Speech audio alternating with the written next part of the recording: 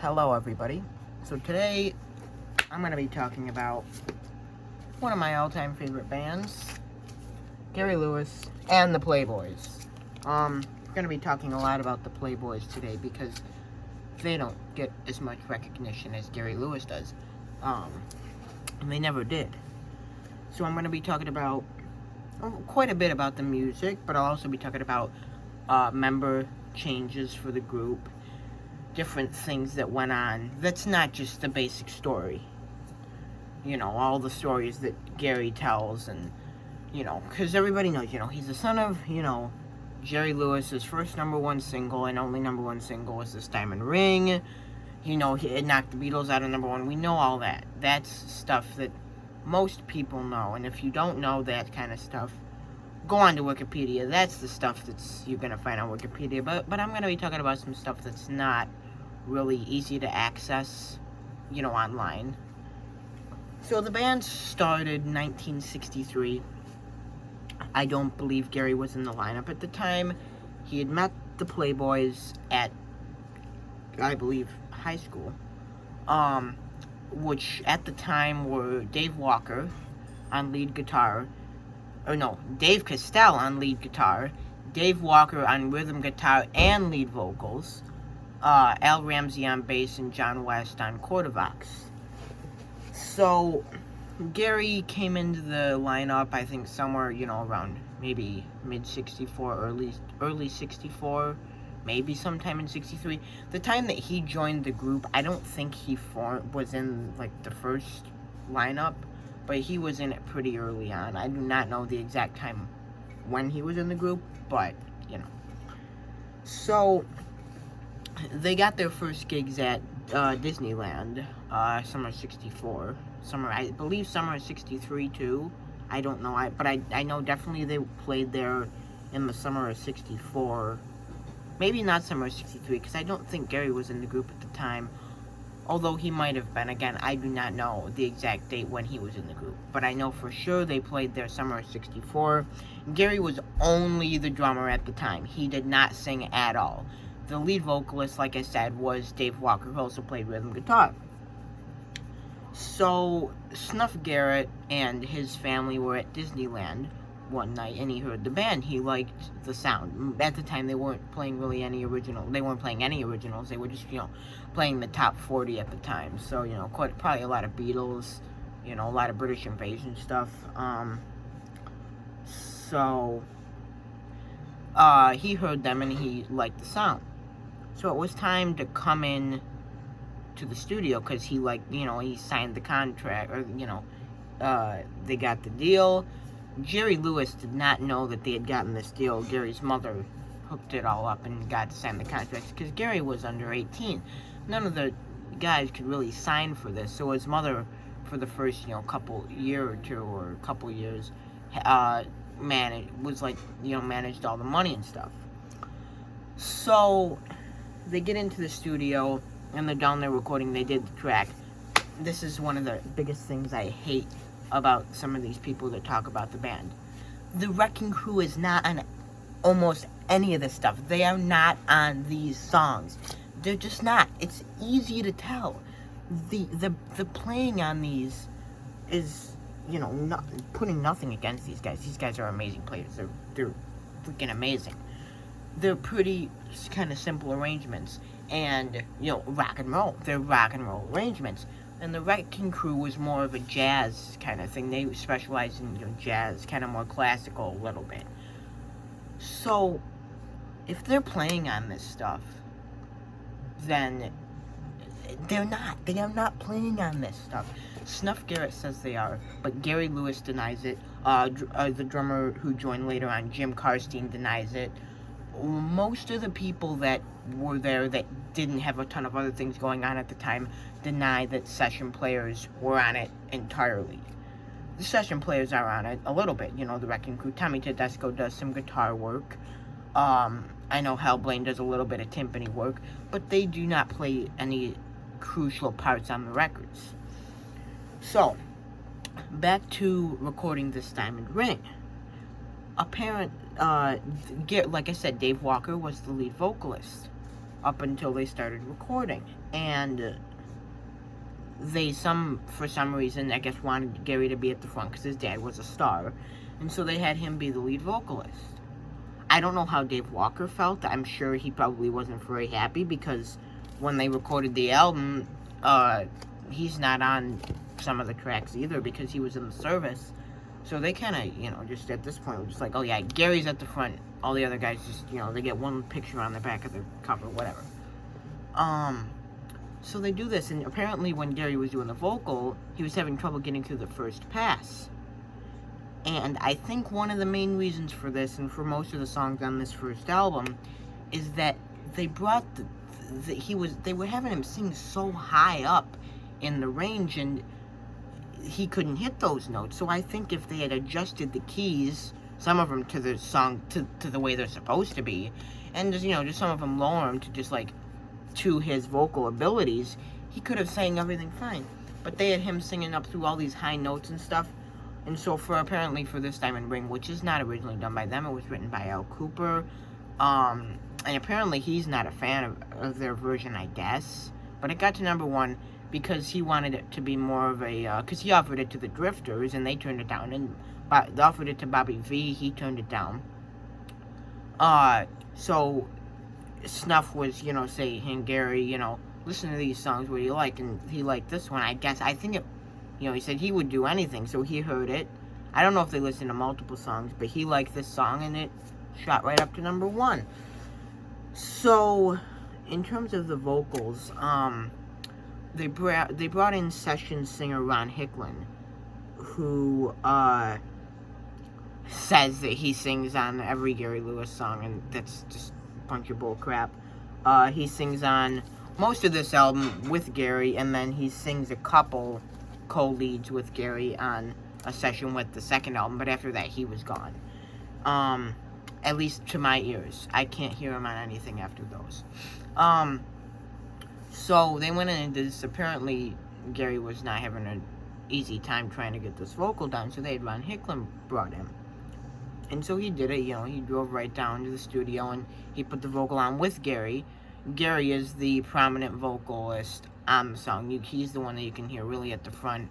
And I believe the harmony is from Ron Hicklin because Dave Walker was not there at the time. He was in the service. There's even a official paper thing that I saw online of this thing of the band, and it's these are the people that are on this, the official thing. And it says, Gary Lewis, Dave Walker, or no, sorry, I keep on getting the two mixed up. Dave Castell and Dave Walker. You always do that. But Dave Walker was the one that was not on some of this stuff because he was in the service. Gary Lewis, Dave Castell, Al Ramsey, John West, and then Hal Blaine because he plays timpani on it. He was the only other session player in that session. I mean, there's an official paper that says that. And so they cut that and it did great. The original B-side was Hard to Find, which is an instrumental highlighting some really great quarter vox from John West, which is not an accordion. Many people say, oh yeah, it's an accordion. No, it's so cool that they had an accordion in the band. It's not an accordion. It looks like an accordion, but it can do many different instruments. And it's got a really cool sound when it's kind of just by itself. And then, so I guess they kind of released it right after or something. And the next B-side was Tijuana Wedding, which is another instrumental that is credited to the band and Leon Russell. And like I said, just keeping you updated here, Dave Walker is still temporarily out of the band. So now it's time to do the album because the single's doing so well. This Diamond Ring, the first album, came out in February 65. You've just got basically Gary and his dad on the whole back cover, and one with his mom, Ed Sullivan, and then you get one picture of the Playboys. So if you can read that. So here's the back cover, get a little bit of liner notes from Snuff Garrett. Yeah. So now I'll just kind of go through the tracks and kind of give you a little bit of stats about them. I'll just find my page where I talked about this album. Really great album. I really enjoy it, even though they kind of underestimated Gary in terms of vocals because they brought the keys up so high. So of course the album opens with This Diamond Ring, you know, because they want to have that right at the front. So, that's sung by Gary and Ron, of course. So, Dream Lover is track 2. Has got some pretty cool quarterbacks again from John West. Dave Walker does not appear on this recording, and that is both Gary and Ron on the vocal. Track 3 is All Day and All of the Night. Really the only really down-to-earth Playboys sound thing on this album. That's really what they would have sounded like at Disneyland in '64. Features Dave Walker, and I believe it's only Gary singing on this one. Track 4, Forget Him, which I'm pretty sure has Walker on it. He's a pretty distinct rhythm guitar style, and so I'm pretty sure he's playing on it. Gary and Ron singing. Needles and Pins, I believe, does have Dave Walker, and that is again Gary and Ron. The closing track to side 1 is Love Potion number 9, which I'm pretty sure has Dave Walker. And I'm pretty sure this is a Gary solo vocal. There might be Ron in there, but I don't think I hear him. So, side 2 opens up with Keep Searching, and I'm pretty sure Dave Walker is on this, and pretty sure this is both Gary and Ron singing this. Track 2 is Birds and the Bees, has Dave Walker on it, and I'm pretty sure this is just Gary solo, because there's a lot of backing vocals that I'm pretty sure are from the Playboys. The only 2 songs that really have Playboy backing vocals on this are, I'm pretty sure, All Day and All of the Night and The Birds and the Bees. For track 3 on side 2, we have Sweet Little Rock and Roller, which does have Dave Walker on it, and I'm pretty sure that's Gary and Ron singing. Go to Him, which is written by Sonny Curtis. There's only, I think, 3 originals on this album, and they were pretty much, I think, personally, the strongest tracks.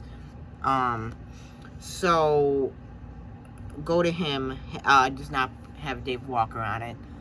And it's got some, again, timpanis from Hal Blaine. And it's Gary and Ron singing.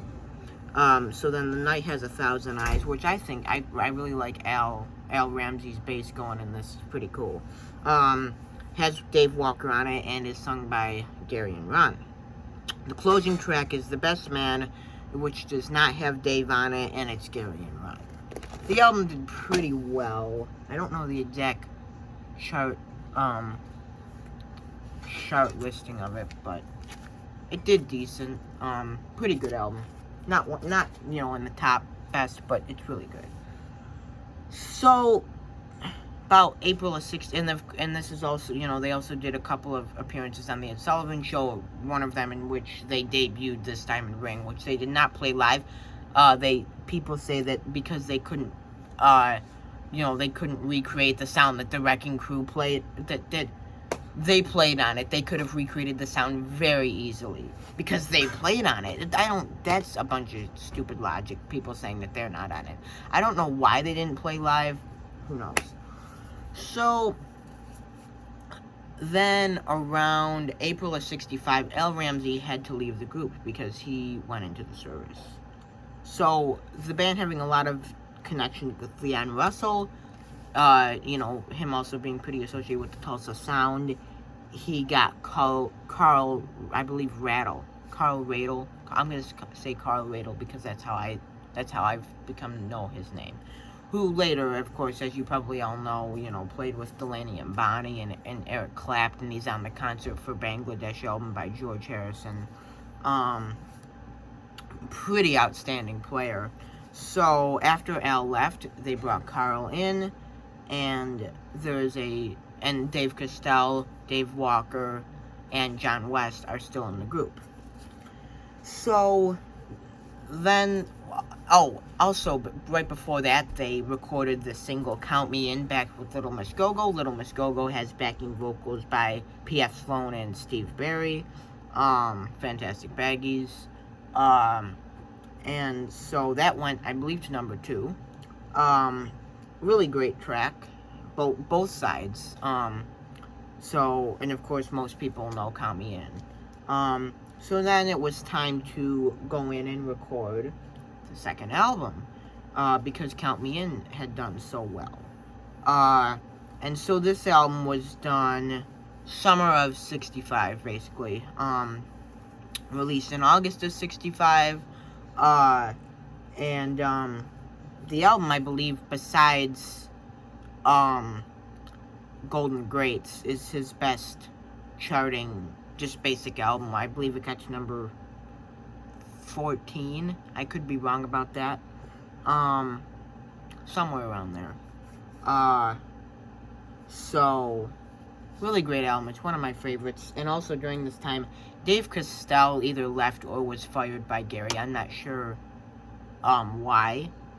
But he is on the majority of this album, and I'm going to go through the tracks and stuff. Okay. So now, of course. So you get Jerry Lewis looking at the Simon Ring. You get Gary and Snuff, and another one of Gary, Dave Walker, John West, and Gary at Jerry Lewis's movie The Family Jewels, which they do make an appearance in. Anyway, to the regular album. Opens with Count Me In, which, let's see, has both Daves on it, and like I said, it still has Al Ramsey on bass. Track 2 is Travelin' Man. Again, Dave Castell is still there. His guitar playing is pretty easy to hear. Really great lead guitar on that. Concrete and Clay, I believe, has just Dave Walker on it, and I'm just pretty sure, just from knowing his style pretty well, Tommy Tedesco is playing the lead guitar on that. But that's the only Wrecking Crew player that's on that song. Walk Right Back, I believe, has both Daves. It has some pretty nice harmony from Gary and Dave Walker together. By this album, the Playboys has gotten to sing a bit more than just on 2 songs. So, yeah. And next is For Your Love, which I'm pretty sure has both Daves. Which, again, most of the stuff, is covers. And then the closing track, which was a single the same month as the album came out, Save Your Heart for Me, which got to number 4 on the charts. Originally done by Brian Hyland, and just has Dave Walker on it. And I'm not sure who the other guitar in this is besides him, the lead parts. Probably, Tommy Tedesco or Glenn Campbell, one of those guys. So that closes out side 1. You open up side 2, which opens with Palisades Park, some great quarterbacks from John West, and this just has Dave Walker on it. Track 2 is Without a Word of Warning, and this one's a bit hard to tell because the little lead lick that's in there kind of goes by every verse. It's just build out down. It's very simple. So I have some reason to believe that just Dave Walker is on this, but Dave Castell could be on it too. This one I'm not 100% sure about. And this was the flip side to Save Your Heart for Me. And also features some really, really nice harmony from Dave Walker. Track 3 is Voodoo Woman, which has both Daves on it. Some really nice lead guitar from Dave Castell here. So then next track is track 4, Free Like Me, which was written by, I believe, Glenn D. Hardin, who also wrote Count Me In and later would write My Heart Symphony for the band. Again, features some great quarterbacks from John West. His quarterbacks on this album is really, really good. Really, really great. And again, just has Dave Walker on it. Track 5, Little Miss Go-Go. I already talked about this. This still has Al on bass. Both Daves are on this, and P.F. Sloan and Steve Barry sing backing vocals. And the album closes with Runaway, which has both Daves on it, and some really great bass from Carl Radel. So, that's this album. So, sometime during the session for that, maybe right towards the tail end, or maybe right after them, no, actually, it had to have been quite a little bit after that, because, like I said, Dave Castell had left, and the band the primary band that you see on the album cover of this, in those two bigger photos, are the band that basically toured in the summer of '65. There's just one other dude that's like on a Shindig episode with him that I have no idea who he is. He's just some guy. I don't think he's really made much of an impact in the band. He might have just only been there for that appearance. I don't know about that whole deal. So now it was time, because they really needed, you know, a lead guitarist, a new lead guitarist, because Dave Walker was really more of a rhythm player. So they went back to Tulsa, because Leon Russell, and they got the amazing Tom Triplehorn on lead guitar. His first, I think, really big appearance with the band was on a TV show in late August of '65, where they play 3 songs, and Gary does a little interview. He does, one line of Mrs. Brown, You've Got a Lovely Daughter. It's on YouTube. I think you can just look up with Gary Lewis and the Playboys 3 songs and interview, and you can find it. And so he introduces the band. Tom Triplehorn, you know, same lineup besides Tom Triplehorn is now in the band. So now we come to Everybody Loves a Clown, which originally started as Gary kind of just writing a song for his dad as kind of more of a joke kind of thing, but once he was kind of finished with it, he was like, this could actually, you know, be some pretty good, he liked it. So he brought it in to Snuff Garrett and Leon Russell, and they liked it, and so Playboys went in, laid down the track, Gary put the vocal on, put it out, backed with Time Stands Still, which is really great. The second half of that is Gary imitating his dad, and the single climbed all the way to number 4. And Time Stands Still also, I'm pretty sure, has some pretty great falsetto or really high vocals from Carl Radle. And so the single did great. Again, around this time, Gary was getting kind of antsy. He didn't really like being behind the drums. He couldn't see the crowd because the lights were all in his face when he was behind the drums. He wanted to get up in front, because, you know, after all, he is the leader of the band, you know. The leader of the band should never be behind the, you know. So that's kind of where we come to this album. And half of the album is, well, I'll get to all those stats in a minute. Half the album is the lineup of Gary, Dave Walker, Tom Triplehorn, and Carl Radle and John West. And then around this time, Gary fired Dave Walker. I don't know why. Great harmony vocalist. I'm sure a great lead vocalist, too. There's no evidence of that. But if he was the lead vocalist for 2 seasons at Disneyland, I would think he's a pretty good singer. And he got fired, according to Dave Walker. He got fired. I don't know why. But this was around the time where they brought Jim Keltner in to play drums. So half of this album is the lineup with Dave Walker, and half of it is the lineup with Jim Keltner, with, you know, of course, without Dave Walker. And this is, you know, I don't know if Gary plays any rhythm guitar on this yet, but he certainly is, you know, drumming on about half of it, and I'll get to all those stats in a minute. So it opens with, of course, Everybody Loves a Clown. You know, some pretty cool quarter vox in this from John West, one of their biggest hits. Track 2 is, and of course Gary is on drums there. Mr. Blue is Keltner. I'm pretty sure Jim Keltner is playing the drums on that. And some great harmony from Carl and Tom. Track 3 is Chip Chip, and I'm pretty sure this is Jim Keltner. One of my favorites. Number 4 is one of the only few, kind of Gary original, not written by him, but, his kind of thing. I Gotta Find Cupid, which does have Gary on drums, so which means Dave Walker is still in the band on rhythm guitar. I really love that song. Track 5 is Let Me Tell Your Fortune, which I'm pretty sure has Keltner on it. Really great vocal from Gary. And the side closes out with Till I Kissed You, which I believe has, I'm almost positive it's got Jim Keltner on it. And, which has some pretty great harmony from Gary and Carl together. So yeah, that side always seems to go by a bit quick for me. So side 2 opens up with Tossin' and Turnin', which has Gary on drums, and you can definitely hear Dave Walker's rhythm guitar kind of just clunking along in there. Track 2 is My Special Angel, which again, the drums aren't really that impactful on the song. It's a pretty light beat.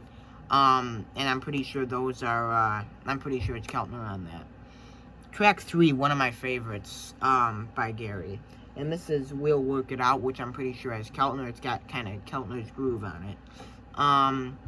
Track 4 is Sha La La, which, yeah, really, this is a cover, I'm pretty sure. Yeah, it's a cover of, I'm pretty sure, Manfred Mann. And I don't know, the drumming on this is really hard. There's some little things in there that make me kind of believe it's Keltner, but at the same time, there's a couple of fills in there that are really kind of Gary-like.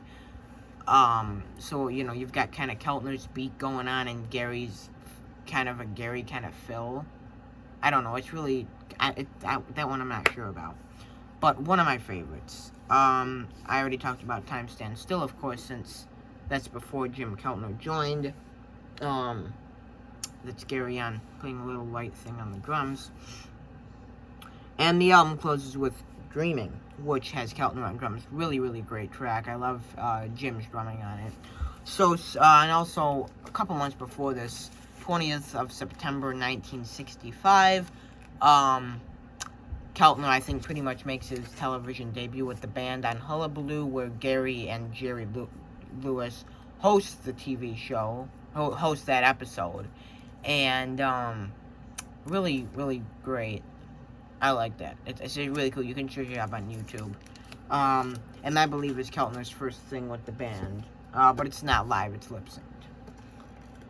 So, basically around this time, the lineup stays the same. Not too much happens, but the same month as Everybody Loves the Clown came out, they released really one of their best singles, She's Just My Style, which is pretty, got a lot of nice harmony in it. People say it's not the Playboys on backing vocals. Gary has kind of said this, although I don't know if this is true. It kind of sounds like the Playboys, kind of doesn't. But who knows. So, and also has some really great lead guitar from Tom Tripplehorn. The single came out, like I said, in August of 65. Got to number 3 on the charts. No, wait, November 65. Sorry. Got to number 3 on the charts and just did really, really well for him. It's one of their really, you know, compared to the first few singles, it's really a bit of a step up, I would say. And so, the single did really well. So it was, they did the album, of course. I mean, right. So, the stuff on here is just basically the same stats as Everybody Loves the Clown, but just there's no tracks with Dave Walker because he had left. So the band on this is, Gary on vocals and rhythm guitar, Tom Tripplehorn on lead guitar, Carl Radle on bass, Jim Keltner on drums, and John West on quarterbacks. So the album opens with She's Just My Style. Of course, I'll get you a better look at the cover. One of the few covers that actually highlights the Playboys. And then, so of course, track 2 is Lies. So, again, really great lead guitar from Tom Tripplehorn. His guitar on this album is really, really good. All I Have to Do Is Dream, some great harmony from Gary and Carl. You can hear Carl's bass in there doing some pretty cool stuff as well. You've got a Hide Your Love Away, Beatles tune. Again, pretty, yeah, I'm coming. Pretty strict to the original arrangement. Track 5, I Won't Make That Mistake Again, which is another one kind of pretty much written by Gary. Again, has some great quarterbacks kind of in there from, John West. And just a really, really great song. And so that side closes with 100 pounds of clay, which, again, has some really great, I'm pretty sure 12-string guitar. I'm pretty sure from Tom Triplehorn as well. And, you know, pretty, like I said, pretty basic cover, but a really, really great one at that. So I've got to go eat dinner, so we'll just leave this here.